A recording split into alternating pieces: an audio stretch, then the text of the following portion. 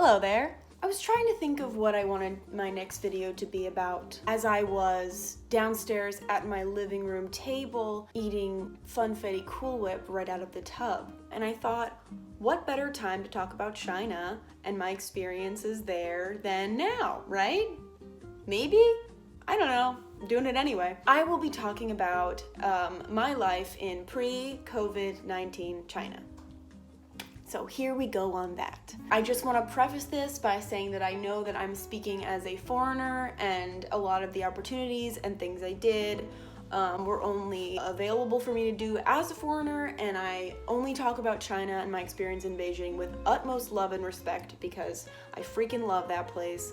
And this is just me kind of reminiscing on my wonderful life while I was there. There are many things that I can talk about when coming to China. I could go into all the times when my severe lack of Chinese was a huge issue, like the time I broke out in a rash all over my body. And I also have a rash on my body, and I don't know what it's from, which is great. I think I have eczema on my eyelids. It's like a never-ending hell. And I had no idea how to explain it to the pharmacist, so I go in there, I look at that woman, I show her my rash, she looks at me, and she just gives me this little pink tub of cream that when you put it on, it burned a little bit, but it made my rash go away, so thank you, lady. Another strange thing I could focus on is the fact that the Chinese really love big figurines at different old or beautiful places that are also tourist destinations. They like to have these really strange, again, giant statues of characters. I went to a water town. There were these giant squirrels. So scenic, like snow is falling, things are frozen, very old town, giant squirrels. I just have no idea. The main thing I'm going to focus on today is the opportunities I had in China, in Beijing, that there's absolutely no way in hell I would have anywhere else, especially in America. So people might not know this, but I was able to start my acting career in China. I was leaving choir practice. I tried to sign up for choir. I lasted about a week. I realized every single practice was all in Chinese and I caught approximately 0% of what they were talking about, so I had to quit. But at the beginning, I was leaving choir practice and this girl stops me and she was just like, "Do you want to be in a music video?" And I was like, yeah, sure. Because if there's one thing I learned in Beijing, it's just say yes to everything. I mean, okay, not everything, but say yes to different opportunities that are presented to you because you will most likely not regret doing them. And I didn't. I don't regret anything I end up doing. You literally once ate corn off the sidewalk. Mostly. Anyway, she's like, "Do you want to be in a music video?" I'm like, heck yeah, brother, let's do it. The next day is when it's shooting and I'm like lying in bed. I'm like, do I want to do this? This seems like a lot of work. Is this worth getting out of my bed right now? And I was like, you know what, Winifred, you came here to conquer the world and you're gonna do it. And so I get up and I walk over to where I'm told to meet. I see the girl and she's like, "Oh, just wait a few minutes longer. The filming crew is not quite here." And I'm like, filming crew? What am I doing here? I find out that this is like a whole ass production. They had a camera crew and a director and a famous singer and someone that did our makeup. I had to learn a song and do I remember it at all? Come over here and you will see the symphony. So we get there, we get ready, and we film this absolutely masterpiece of a video that was used in some kind of, honestly, so many things I've done and I'm like, hey, what was that for? I don't know. I have no idea. I think it was for some kind of China promotional thing. I don't know. 你走胡同串小巷看场正常感受着触摸着温室飘香和你摸咖啡瓶洋酒畅聊全球张开手拥抱整个宇宙 Come over here and you will see the symphony You see our love our heart You can feel we're shining stars. Come over here and you will see our energy. You see our smile, see our style. We will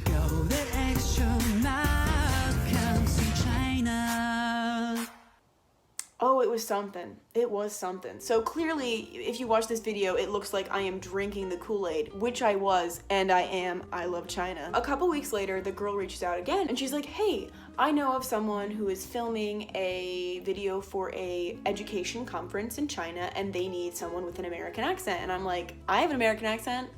Let's do it. So I send a very short and not very good application video. My name is Winnie Pinkethman. I live in New Jersey and I'm from the United States of America. They get back to me and they're like, you got the part. I don't know what I'm walking into once again. Maybe not the wisest decision because I traveled like an hour and a half away. I am walking down the street and I come up to where I'm supposed to be and it's like this empty alley and I'm like, I'm in the middle of Beijing and I'm alone and I don't know what I'm doing or where I'm going. This might not be the best idea. But nonetheless, I walk down, the girl comes out to find me, and they bring me in, and it was like very, very serious and very legit. There's at least a 20-person crew around. There is a stylist, a coordinator, someone to do makeup, the director. The whole entire building is a green screen, right, on the inside. And I'm like, oh my God, what am I doing? And I all of a sudden realize I'm in a real, actual, for real commercial and I have to do well and I don't know how to act at all. And so they get me ready. And again, mind you, all I've been told is like, you're an architect. And I'm like, sick. What? They do my makeup and my hair. And when I tell you they did me dirty, they did me dirty. Oh man, I do not look good, but that's okay. The man, he does my makeup. We get me in a little blazer and a little white shirt. And basically they send me in front of the camera and they're like, okay, so what you're gonna do is you're gonna pretend to raise up buildings and then do some stuff in the air like it's a screen, and then you read your lines, and they had me pretend to be drawing, and it was so hard to pretend like there's things that are there that are not. Is very, very hard. And I absolutely have that video if you'd like to see it, and if you don't like to see it, oh well. Only when people devote themselves to improving society can they find the meaning of life. Education harnesses the best of people's ability and shapes the future of mankind. Did I do a good job? Is a debatable question, but I definitely did a job. Справедливость. Индивидуalité. Crear. Discovery. So that was the beginning and the end of my acting career. So grateful for that opportunity. Had the time of my life, and I learned how to act, and I now am in a professional commercial somewhere floating around China. Another strange opportunity that was not mine, but I was present for, and was just a very strange experience altogether. Me and a couple of my friends from university, we went to the mall, going to get some boba and like whatever, do whatever we're doing. We see this big crowd and we realize that it is a spicy crawfish eating competition. To start off a crawfish eating competition, there is a whole dance number.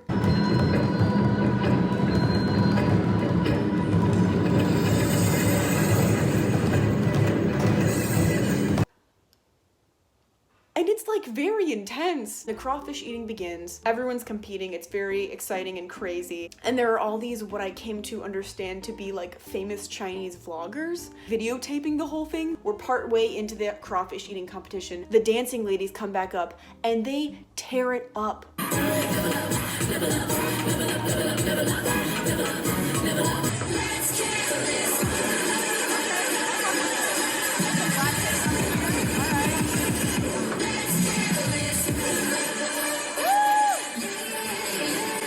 But again, let's just circle back to the fact that this is a crawfish eating competition and they have like whole ass choreographed dances. Some things you gotta let it go. You gotta say, hey, I don't get that, and then you gotta walk away. The last thing I wanna talk about is the club scene in China. And there is just so much to unpack there. And I've had many an interesting experience at these clubs in Beijing.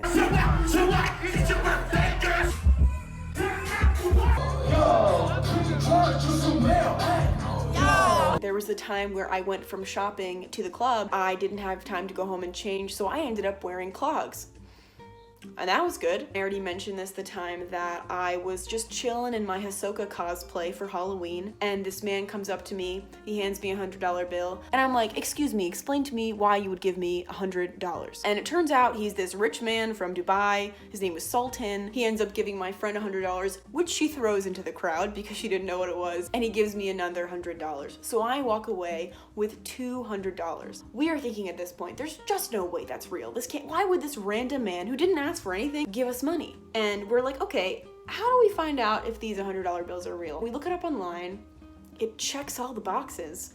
So we're like, okay, well, the money exchanging people would know. And we go in there and we find out they are real. This man gave me $200 just because he could. So I gave $100 of the dollars to my friend who threw hers into the crowd because I felt bad. And then I went shopping. And it was a great day. And now I make YouTube videos and wear my bathrobe every day. So, fair trade, I'd say. I think that's enough China stories for today. Please calm down. Crazy idea. Comment below if ideas for videos that you would like to see, because I know I kind of go all over the place because that's just who I am. But also I'm trying to figure out what I like making, what makes me the happiest and what I'm best at and what people who watch my videos enjoy. So let me know. That's all she wrote. That's the whole kit and caboodle. As always, me and China love the heck out of you and your parents, whether you want us to or not. Stay safe. Stay sexy, don't get murdered.